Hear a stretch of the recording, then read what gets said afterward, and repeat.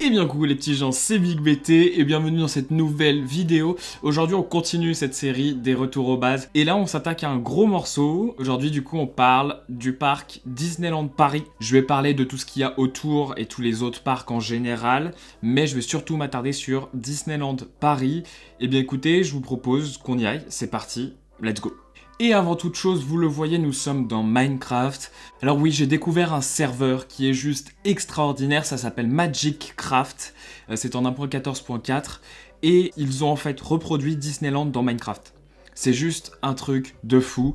Donc voilà, je me suis dit qu'on pourrait se balader virtuellement dans Minecraft malgré le confinement. Écoutez, c'est parti, on commence tout de suite. Retournons en 1952. Walt a créé une entreprise qu'il appelle WED Enterprises. WED pour Walter Elias Disney. Et cette compagnie, elle est destinée à mettre en forme sa nouvelle idée qui est l'idée de Disneyland. Pour ça, il va recruter différents dessinateurs de son studio d'animation qui ont des idées un peu folles, qui sont très inventives, des visionnaires en fait. Et il va leur dire, venez, on forme une équipe et on va créer des parcs d'attractions. Et donc il les nomme les Imagineers. Pendant 3 ans, il va les accompagner pour repousser les limites de leur créativité et c'est comme ça que sont nés les plans de Disneyland. Nous sommes maintenant le 17 juillet 1955 à Anaheim, en Californie. Et c'est le jour de l'ouverture du premier parc Disneyland. Et ça a été une horreur. Le parc a dépassé de 3 fois sa capacité maximale à cause de la vente de faux billets. Le béton n'était pas encore sec et il faisait très très chaud. Donc les talons des femmes s'enfonçaient dans le sol. Bref, ça a été une horreur. Heureusement pour Walt Disney, tout va bien se terminer. Et après quelques mois à faire des ajustements, le parc est prêt pour accueillir de nombreuses personnes. Et d'ailleurs, après seulement 2 mois, le millionième visiteur passe la grille. Et puis malheureusement, en décembre 1966, Walt Disney décéda d'un cancer du poumon. Ces Imagineers durent continuer seuls, sans l'aide de Walt qui dirigeait si bien. Ils ont pu avoir quand même l'aide de Roy, son frère, qui les accompagna pour suivre les traces de Walt décédé. A few moments later. Nous sommes désormais en 1990. La Walt Disney Company vient d'annoncer un tout nouveau parc. Et cette fois, c'est sur un nouveau continent. C'est l'Euro Disney qui deviendra plus tard Disneyland. Ce parc ouvrira ses portes le 12 avril 1992. Il est tout d'abord composé d'un seul parc, le parc Disneyland, puis le 16 mars 2002, pour les 10 ans du premier parc, ouvrira un deuxième parc qui est le parc Walt Disney Studios.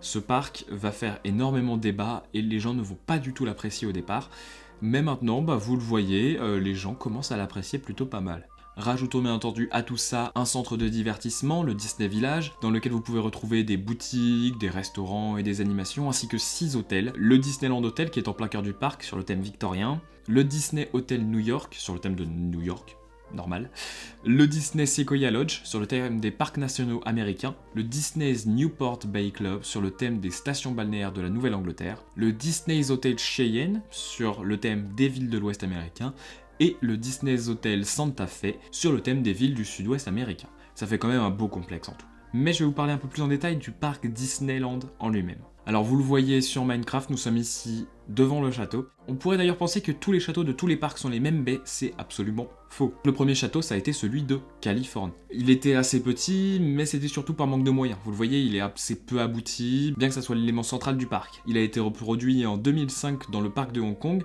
mais en 2019, les Chinois s'étant plaints d'un manque d'originalité, ce que je peux comprendre, la rénovation du château a été lancée. Et donc vous voyez à l'écran ce que le château devrait devenir. Le deuxième château à avoir été construit, ça a été celui de Floride en 1971. Cette fois, Walt Disney a pu y mettre les moyens et il a pu faire un château beaucoup plus grand et beaucoup plus imposant. Je parle de Walt Disney, mais il était déjà décédé à ce moment-là, mais l'idée vient de lui à la base. Ce château a été entièrement copié-collé à Tokyo en 1983. Le quatrième château, c'est celui de Shanghai. Voilà, vous le voyez à l'écran, il est massif. Ils ont voulu faire un truc impressionnant, après, voilà, on aime ou on n'aime pas quoi. Mais donc le plus raffiné, le plus poussé, c'est celui de Paris. Parce qu'ils savaient qu'ils s'installaient en France. Et c'est un pays où on aime les châteaux, où on a des châteaux partout. Donc ils se sont dit, il faut qu'on tape fort. Donc voilà, on a des vitraux assez fous qui ont été faits par l'homme qui s'occupait de la restauration des vitraux de Notre-Dame de Paris. Ce qui est pas rien quand même. Et puis au niveau des couleurs du château, ils ont fait en sorte que le plus bas soit le plus foncé que le plus haut. Et en fait, ils ont monté en dégradé pour contraster dans l'idée avec le ciel gris que l'on peut voir assez fréquemment à Paris malheureusement. C'est vraiment le château de Disney le plus détaillé qu'il existe. Et d'ailleurs, petite anecdote, on est les seuls à avoir une grotte avec un dragon. Plutôt cool, non ? Bon, passons désormais à la composition du parc. Celui-ci, je dirais, est divisé en 5 parties. La première partie, c'est Main Street. C'est par là que les visiteurs arrivent. C'est la rue principale reliant le Disneyland Hotel à la Central Plaza, la place centrale du parc en fait. Cette rue, elle est bordée de boutiques et de restaurants dans lesquels vous pouvez vous arrêter avant de repartir pour acheter ce genre de choses ou pour acheter ce genre de choses, par exemple. Voilà. Quand vous arrivez à la Central Plaza, vous avez 5 chemins possibles. La première solution, c'est de prendre la première à gauche pour vous rendre dans la deuxième partie du parc qui est Frontierland. Dans Frontierland, vous avez entre autres le manoir hanté ou encore Big Thunder Mountain. La deuxième solution, c'est de prendre la deuxième à gauche. Vous vous trouvez alors dans la partie Adventureland, dans laquelle vous trouvez des attractions comme Pirates des Caraïbes ou encore Indiana Jones. La troisième et quatrième sortie vous permettront toutes deux d'accéder à Fantasyland, qui regroupe les attractions en lien avec les films d'animation Disney. La troisième sortie, c'est celle qui est en face, et c'est celle qui passe dans le château, donc c'est plutôt sympa. Moi je préfère la troisième plutôt que la quatrième. Écoutez, après c'est un choix. Et enfin, la cinquième rue, qui en fait est du coup la première à droite quand vous arrivez de Main Street, elle vous emmène à Discoveryland, qui est en fait la partie où se trouve le fameux Space Mountain, ainsi que le Star Tour. En parlant de Star Tour, j'ai une petite anecdote pour vous. On est en 1984, Michael Eisner prend la tête de la Walt Disney Company, et il le dit lui-même, il connaît pas trop ces parcs Disneyland, il y a déjà été avec ses enfants, etc. Mais c'est pas son domaine de prédilection, il y connaît pas grand chose. Et donc lorsqu'il a été rendre visite aux Imagineers, qui conceptualise les attractions, il a emmené son fils de 14 ans. Et il s'est dit, bah, si mon fils est convaincu, alors je serai convaincu. Et donc un des Imagineers a présenté son projet à ce jeune de 14 ans, qui lui a dit, c'est juste trop bien, faut le mettre, faut y aller, c'est trop bien. Et donc c'est grâce au jeune Breck Eisner que le Star Tour existe.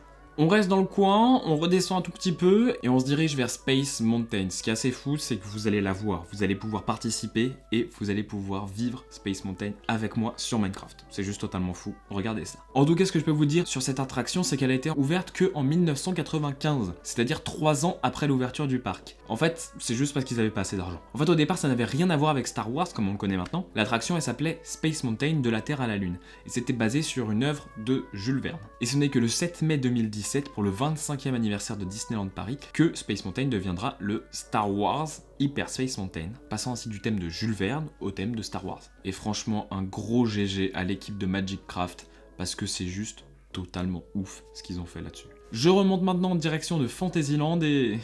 ouais.